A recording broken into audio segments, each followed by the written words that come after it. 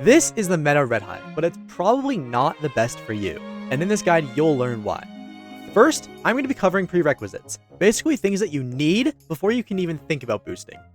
Then, I'm going to be going into each individual bee and their benefits for red hive, and finally, going into a couple different hive comps that I made for people in different stages of the game. Alright, here's timestamps, let's hop right into it. Starting off, prerequisites. What do you need before boosting? These are things like amulets, drives, dark scythe, gifted bees, and alts. To get the obvious one out of the way, you need dark scythe. It can't be understated how important it is. Not only does it make your flames last twice as long, but it also carries your bag conversion, and the dark heat just gives you an insane multiplier. You have to have dark scythe. Next up, let's talk about gifted bees. In red, the entire idea is having super crits hit for as much as possible, since they're instantly converted, which means that having your bees gifted is insanely important. Without gifted vectors, you won't have any mark surge, and no mark surge basically means no marks. Since you're trying to collect as much pollen as possible, not only do you need constant 3x pollen mark buff, you also need to have enough marks to connect to your precise marks at all times, which are in the corners of the field. Which brings us to the next bee. You need gifted precise bees. All of them have to be gifted. Without them, you won't be able to get precise marks. Case in point. If the point of red is to get big super crits, you need to have the ability to get precise marks, since they give 21% super crit chance when you're standing in them. And finally, spicy bees. Insanely important to have gifted, and it's because of this token here, Flame Fuel, which increases flame duration by 50% and keeps your bag under check. So yeah, I really can't stress this enough, you need to be able to get a fully gifted hive. If you're wondering, this probably costs about 600 trillion royal jellies to do, but it's definitely worth it. Next, let's discuss amulets. These are the meta amulets. You don't necessarily need all the stats perfect, but there are at least a couple which you need to make sure to get. And that's the ones that give you attack, highlighted in red. The reason why is because of how Precise Bee collects pollen. Essentially, the more attack on the bee, the more pollen you get, up to 90 attack. Which means that you want to have at least 87 attack on your precise bees while having max flame heat, stinger, stack, and invigorating nectar. If you're running things like attack mutations or bees like rage or brave in your hive, getting to this amount of attack isn't that hard. But really, it's better if you don't need to run those bees. The only way that's possible is by at least getting the attack stats on the amulets. There are a couple of amulet stats you may be wondering why I chose them over others. And because I'm sure there's going to be comments about them, I'll explain it now. I recommend running player move speed on the Ant Amulet because of how much it helps doing things like boosting or RBC. I really recommend it, but if you don't think you need the player move speed, you can also run Bee Attack or Pollen, which 5% pollen is about a 2.2% buff. As for the second colored pollen type on the Ant Amulet, it doesn't really matter. You can run either white or blue pollen. Some people say white pollen makes you overfill, but in my eyes, that's an exaggeration. Plus, it's also nice to have for RBC.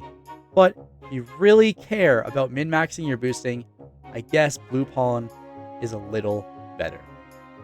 Now for the cog game. To explain why we run EBAP over BGP, the answer is pretty simple. There's not many sources of EBAP, making a 17 buff about a 17% buff. But since there's a lot of sources of BGP, the relative increase is much less than the stat listed on the amulet, meaning a 25% buff to BGP is quite a bit less than a 25% true buff. So, that's all the amulets. One last thing I'll say is that in any instance of a stat where you can run either pollen or red pollen, for example cog amulet here, red pollen is a little bit better for boosting, but pollen is a little bit better for everything else. Moving on, let's talk about drives. Why are they so important? The answer is incredibly simple. Your digital bee sucks without drives. With low red drives, you'll have low corruption, meaning duped abilities won't collect as much, and you won't be able to get as many.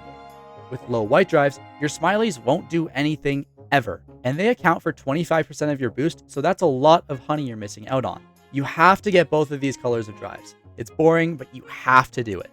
As for glitch drives, they are less important, but will still make a huge difference, helping a lot with your corruption uptime.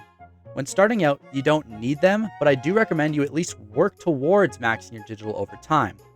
With that, all we have left to do is talk about alts. I would say the bare minimum for red boosting is at least 1 level 15 fuzzy ult. You cannot get away with less than that. Ideally though, something like 2 level 20 fuzzy guidings is a lot better. And very ideally, 4 level 20 buoyant fuzzy guidings. These are alt comps that I got from the Red Hive guide in the description. They're pretty good, but the only change I'd make to them is removing the Windy Bee, since it steals jelly beans from you. But yeah, these are good comps. And with that, we're now done with covering prerequisites, and we can move on to learning about the Hive itself. Quick note I forgot to mention. These are just prereqs for boosting. You can go red before having these things, but you need to get them before boosting.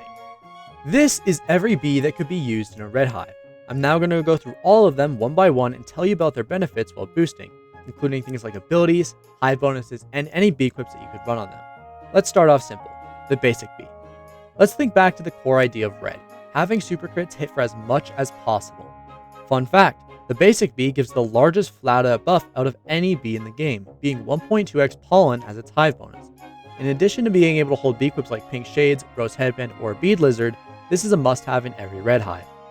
Next up, we got the brave bee. As I mentioned in the previous segment, this bee is typically run if you need the extra attack on your precise bees, but in addition to that, brave is also able to run a toy drum, which is helpful for both haste upkeep and the potential BAP you can have on it. Although not every red hive needs a brave, it's still useful in some conditions. Hasty bee. Some top reds run hasty, and some don't. I see value in it because of how much of the field you have to cover quickly while boosting, and hasty can also use bee equips like paperclip or bead lizard, which can both have token link. I think if you're starting out as red, this bee is good to have, but as you get better, you can choose to remove it in place for something else. Looker bee. I often get asked why reds don't run Looker. Here's why. Despite 25% crit power being around a 4.5% buff without Melody and a 3.8% buff with Melody, and the bee being able to run bead lizard or paperclip, it just simply gets outclassed by other bees that you could run instead. Another spicy would be around a 1.1x buff. A vector would help you maintain marks. So basically, Looker just isn't practical enough and isn't a big enough to be worth running. Rad bee. This bee gives 1.1x red pollen, a red boost token, and can run paperclip, shades, or bead lizard. It should be obvious why this is used in every red hive. Stubborn bee. This bee is insane. 15% ATL means your tokens will last 15% longer.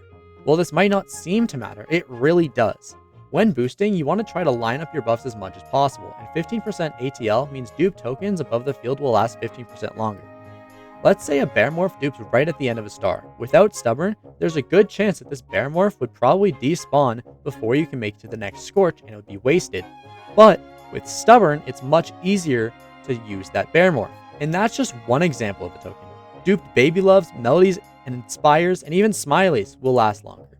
In addition to that crazy buff, Stubborn also makes a pollen mark, and you can run Lip Balm on it, which is anywhere from a true 4% to a true 8% more honey. Stubborn is required in red. Riley Bee. This is a must-have in every red hive. Red struggles with capacity, and Riley Bee gives you 20% more, as well as being a haste and a BAP source from Toy Drum, and giving you an extra red boost token. Commander Bee. Commander is used by many reds because of its hive bonus, being 3% crit chance, which is about a 4% buff. In addition, you can run Whistle, which is just another source of haste. You could also give Melody or SCP. I'll go more into this bee when talking about hive comps. Rage Bee. Rage falls under the same category as Brave. You don't run it unless you need the extra attack on your precise bees, but it's easier to put in your hive. The current idea is just to remove Commander for Rage, since both can run Whistle. And Rage's token link helps to make up some of the loss multiplier from the 3% crit chance that Commander gives you that you won't have. Shocked Bee. Shocked is a relatively new addition to red hives, often replacing Commander because it has both haste, token link, and you can run Kazoo on it, giving you an extra Melody source and letting you save a bee cub by not needing to buy Melody Whistle. If you're interested, between the three bees, Rage with Whistle is probably about a 1.08x, Shocked with Kazoo is probably about a 1.09x, and Commander with Whistle is probably about a 1.08x. So Shocked might be a little better, but in reality, all three bees are very close, so if you're just missing attack on precise bees, use Rage, otherwise use Commander or Shocked. Fire Bee. 1.25x Flame Pollen sounds incredible, but in reality, it's probably only like a 4% buff, since the majority of your pollen comes from targets and smileys. This bee can also run Paperclip though, so I have been toying around with the idea of running in my hive, but right now I don't think it's worth it. Baby Bee. Obviously, Baby Love is a huge buff, being literally 2x pollen. So the question is, how many Baby Love sources and how many TADs versus babies should you run? Luckily, I've done the math to figure this out for you. As you can see, the average multiplier from running 4 sources is much better than running 3 sources, so we can definitely say 4 is better than 3, and we can also see that comps which favor baby bees get more baby love than ones that favor tads. For this reason, I'll be saying that unless you have something like a 9% red pollen poinsettia, it's probably better to run baby bees instead, and another bee quip in that poinsettia's place. Carpenter bee. This bee makes a lot of marks. It also makes a good slot for running Melody Charm. We'll look more later into how many carps you should be running. Lion bee. Lion is a very popular pick for early reds, but it's really not that good. The 5% gifted bee pollen is only about a 4% increase in honey, and other than that, its only positive is being able to run horn. At most, Lion is about a 5.5 to 6.5% buff, which means it gets outclassed very easily, even by Rage running horn. Music bee. This is an absolute sleeper pick of a bee. Not only does it make Melody without needing to run a bee quip to do so, it also makes Token Link and Focus, meaning it helps a lot with building X-Flame. Additionally, Music Bee gives 25% BGP, which becomes 50% with the 2x pollen from Bee's Game Pass. This makes Smileys collect about 10% more, and since Smileys are 25% of your boost, the BGP ends up being a 1.025x buff. Along with the Token Link and the Melody, Music is worth running. Shy Bee. Shy recently found its way back into Red Hives, and the reason why is because of its ability to run Paper Angel, which gives both Token Link and BAP. Additionally, Shy is an extra red boost source, and also its Hive bonus is 5% BAP. And because of those reasons, Shy is definitely worth running. Now on to the Mythics. Precise Bee.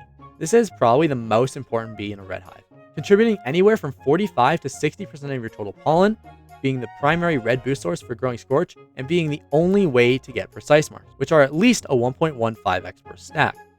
It's not hard to see why Precise is run, but what might be difficult to understand is why we're only running 10 and not more. The reason why is because with 10, you're able to easily upkeep your Precise marks as well as quickly get tokens for both Scorch and X-Flame. You could run more, but in my opinion, it's just not needed. Spicy Bee. This is also an incredibly important bee because of how many flames it makes. Flames are essential for both growing your Scorch and upkeeping Dark Heat, which helps to keep your bag under control and multiply pollen from super crits. We basically try to fit in as many as possible without compromising upkeeping other buffs, and that number ends up being around 11 or 12 Spices. Additionally, because of its fast move speed, it's a very good option to run Honeymark Smileys on. Tadpole Bee. We've already gone over this when we talked about baby bees, but I'll reiterate. Baby bee makes more baby love than tadpoles do, but tadpoles can run poinsettias, which can make up that difference if they have enough red pollen. Vector Bee. This bee is responsible for the majority of the mark upkeep in a red hive, creating a lot of pollen marks and, more importantly, mark surge. You really can't get by with less than 10 vectors, and the more you have, the better. Taking a look at the spreadsheet here, we can determine that somewhere around 10 vectors and 1 carpenter bee is the best for the amount of hive slots it takes up. But if you're missing Honeymark Smileys, you'll have to run extra carps, and I'll show you that when we get to the hive comps. Buoyant Bee. Based on things I've said in this video, you may be thinking Buoyant Bee is a really good pick. Although its 1.2x capacity hive bonus seems really good, and its ability to run Kazoo, it actually isn't as good as you might think. Although its Balloon Blessing most definitely is. For this reason, you put Buoyance into your hive before boosting, get a good blessing, and then remove them when it's time to boost. After the boost, you can either put them back in your hive to hold on your blessing, or you can just start and end a round of RBC. Now we can finally move on to the events. First up is Bear Bee. We don't need to talk about Bear Bee. It should be very obvious why we run Bear Bee. Crimson Bee. This bee is insanely good. Its hive bonus gives 15% instant red conversion, which will help tremendously with your backpack, and it can also run Toy Horn or Lip Balm, which are two very good bee equip options. It also makes Red Bomb Sing, which buffs red pollen by 10% and gives even more red instant conversion. Digital Bee. This bee shouldn't need any explanation. Smileys are 25% of the pollen in your boost, and the corruption will buff every other aspect of your hive as well, including flames, mark upkeep, inspire stacking, literally everything. Photon Bee. This bee gives 5% instant conversion and makes haste. It can also run Paper Angel, which gives Token Link and BAP. Great option. Tabby Bee. Tabby gives 50% crit power, which is a 1.1x without Melody and a 1.08x with Melody. Good multiplier. It also makes Tabby Love, which gives you even more crit power. It's a good bee. Windy Bee. Despite Windy Bee giving a good buff to clouds, the tornado ruins any hopes of running this bee. Gummy Bee. Despite the hive bonus giving 5% honey per pollen, which seems good, this 5% is actually only about a 3.8% buff. and since this bee does nothing else for you, it's not worth running.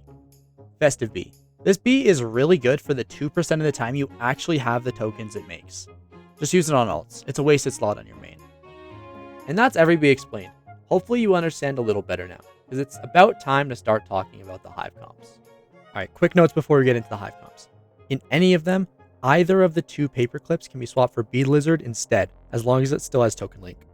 And also, I built all these comps with meta mutations, but if you can't get those, you can just run attack mutations instead. And finally, because I couldn't fit it anywhere else in the video, here is a table of relative buffs for Melody. For example, 3 Melody sources is a 1.025x improvement over 2 Melody sources. And also, if you want to swap out any of the bees for Brave or Rage because you need the extra attack, I'd recommend swapping out Shocked or Commander for Rage, running a Toy Horn, and I'd recommend swapping out Hasty Bee for a Brave with Toy Drum. Alright, let's get into the Hive comps. Alright, so starting things off with the Hive comps. This first one that we have is the 13 B-Quip slots, 6 token links, cheap B-Quips, no max digi. So, this one, in a normal Red Hive comp, you'd have 2 Honey Mark Smileys, right? And since those are expensive B-Quips, we're going to get rid of those, and we're going to add in 2 Carpenter Bees instead of Spicy Bees. And because we have 2 extra B-Quip slots now, because we're not running the Smiley stickers, we're going to add in Poinsettias on Tadpoles. And yeah, so when improving this Hive, aka buying Smiley stickers, the first thing you're going to want to do is, the first thing we're going to drop is this pair of peppermint antennas, and we're going to remove one of the Carpenters for a Spicy with the Smiley sticker on it. And then the second thing, when you get the second Smiley sticker, you're going to remove one of the Poinsettias, which now means we replace that tadpole with the baby bee. And you're also going to remove the Carpenter for a Vector. And then we're going to put a Smiley sticker on a Spicy. So that's the improved version of this Hive. You can improve it further, but let's keep going. So now, improving this further, this is the max digi version. Now we're dropping the 11th Vector for a 12th Spicy, and the B-Quips and the rest of the Hive remain the same. And then we have an alternate version of this Hive, which is, instead of Kazoo on the Shocked, we have a Commander with Whistle on it. So to be able to afford this B-Quip, we are getting rid of the Poinsettia on this tadpole and instead replacing that with a baby bee. Now, the reason why you need the Charm Bracelet with Melody is because you're going to drop down to 2 Melodies if you do this. However, if you happen to have a Melody Whistle, then you can get rid of this charm and you can put the tadpole back with the Poinsettia. Or you could not do that and instead put a baby and run peppermint antennas. It's really up to you if you have the Melody Whistle. Personally, I prefer this version over the other version simply because the Kazoo is cheaper, which means you can buy better other B-Quips that aren't Whistle or Charm. And also,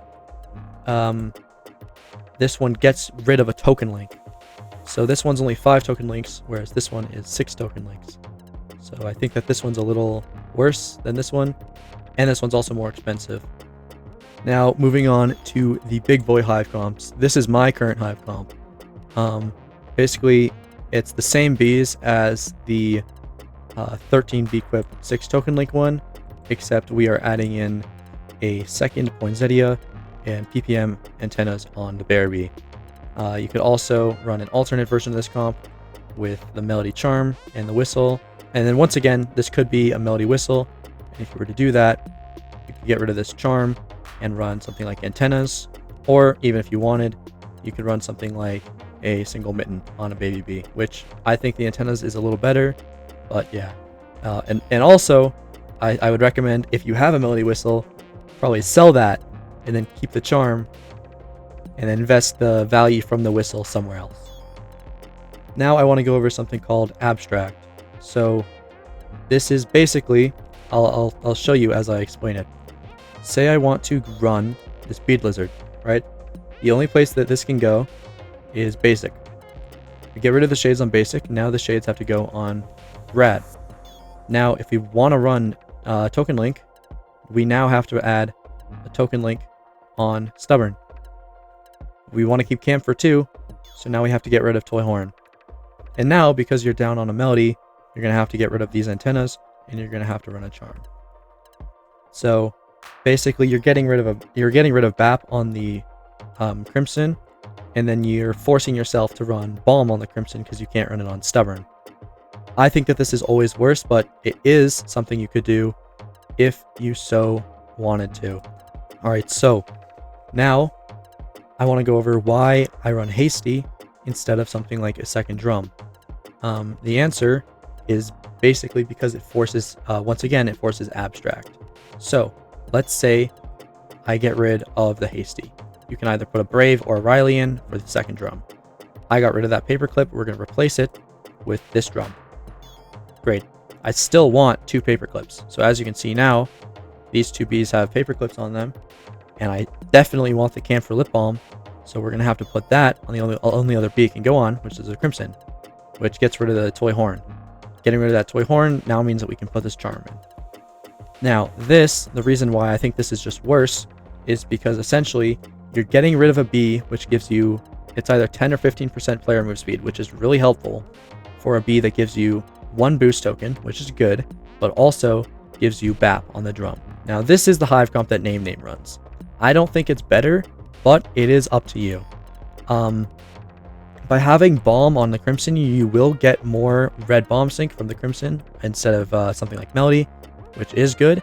But the downsides to this Hive comp include the fact that to add this drum, say this drum is 4 BAP or 6 BAP, you have to get rid of the toy horn, which means you're losing 2 to 3 BAP, right? So you're basically getting rid of a bee, which gives you 15% player move speed for extra BAP, but then you're losing some of that extra BAP by getting rid of the toy horn. For example, if this was a 6 BAP drum, I gained 6 BAP, then I have to get rid of a 3 BAP horn, I only gained 3 BAP, and I lost 10% player move speed. So me personally, I don't think this is worth it, but it is something you could do. The boosting guide will be coming out next week, so subscribe if you don't want to miss that. Ask any questions you have in the comments. I'll be trying my best to answer them over the next couple days. And if you're watching this when I upload it, I'm going to be live doing a honey day, so you can kind of learn to boost from there. See you.